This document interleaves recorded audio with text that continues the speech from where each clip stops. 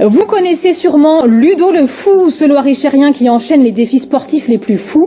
Il vient de rentrer d'une course de 314 km sur le cercle polaire.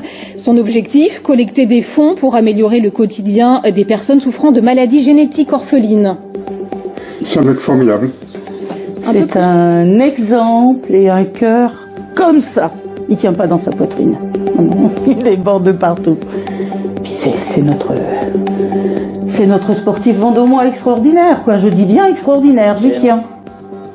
Et puis nous vous emmènerons. Vous connaissez certainement son surnom, Ludo le Fou, ce Vendômois qui enchaîne les défis sportifs les plus fous. Il vient de rentrer d'une course de 314 km en autonomie sur le cercle polaire, plus de 106 heures par moins 15 degrés. Son objectif, collecter des fonds pour 2 associations vendômoises qui améliorent le quotidien de personnes souffrant de maladies génétiques orphelines. Marine Randonnier, Grégoire Grichois. Ludovic Chorgnon est à peine rentré du cercle polaire qu'il a déjà passé une soirée à filmer Vanessa et sa fille Marie, atteinte du syndrome de Rett.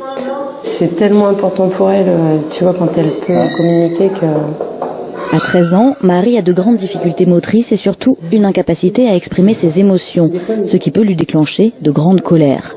Pour sa maman, l'argent collecté va permettre de payer une partie de sa cure de thérapie paramédicale qui ont déjà fait leurs preuves l'an dernier à Saint-Malo. Après Saint-Malo, on s'est dit, on faisait un cinéma, on allait voir un film pendant 2h30, quoi. Marie, elle regardait le film. Ça a été vraiment un bonheur de pouvoir profiter sereinement de Marie sans se dire, bon, au bout d'une demi-heure, il va falloir partir parce qu'elle va pas être bien. Voilà, c'est très reposant pour nous. Et puis pour elle, on voit qu'elle est hyper fière de ce qu'elle peut accomplir. Nous aussi, d'ailleurs. Salut Ludo! Salut Christine.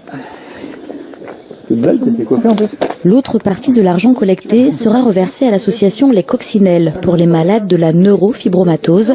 Bernard souffre de cette maladie orpheline qui s'attaque au système nerveux.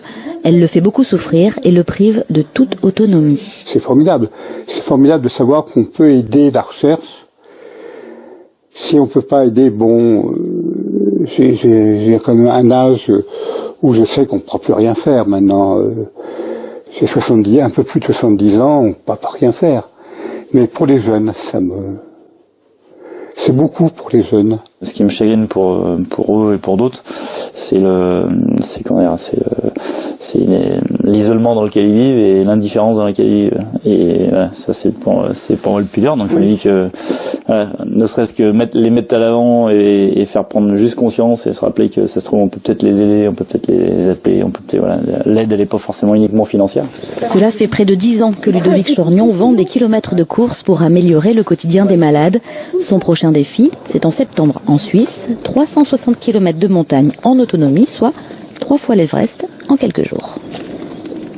Grâce à son défi sur le cercle polaire, Ludovic Chorgnon remettra aux associations un chèque de 3 000 €.